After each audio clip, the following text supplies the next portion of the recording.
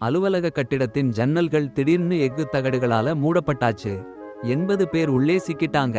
ஒரு நாள் முழுக்க எல்லாரும் தப்பிச்சுற யுத்தின்னு நினைச்ச நேரத்துல ரேடியோல ஒரு பயங்கரமான குரல். உடனே வேலையை நிறுத்துங்க. அரை மணி நேரத்துக்குள்ள உங்க 2 சகாக்களை கொல்லுங்க.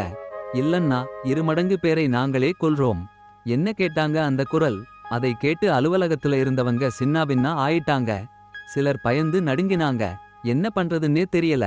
சிலர் சின்ன கலகலப்புன்னு நினைச்சு சும்மா இருந்தாங்க. ஆனா ஜாக் பாதுகாப்பா இருக்கணும்னு எல்லாரையும் தரைதள லாபிக்கு போக சொன்னாரு. அங்கே நிறைய பேர் இருக்காங்க, ஏதாவது தீர்வு காணலாம்னு. அப்போ கட்டிடத் தலைவர் முன்னுக்கு வந்தாரு. பயப்பட எந்த காரணமும் இல்லன்னு சொன்னாரு. அப்புறம் என்ன? சமுதாயத்தின் உச்சகட்ட மக்களா இல்லையா? இதுவரை யாரையும் கொல்லலையே. சரி, ஒரு தீர்வு பார்க்கலாம்னு சொன்னாரு. அவர் சொன்னதும் எல்லாருக்கும் நிம்மதி. சிலர் டெரஸ்க்கு போய் வெளியில இருந்து உதவி கேட்க முடிவு பண்ணினாங்க.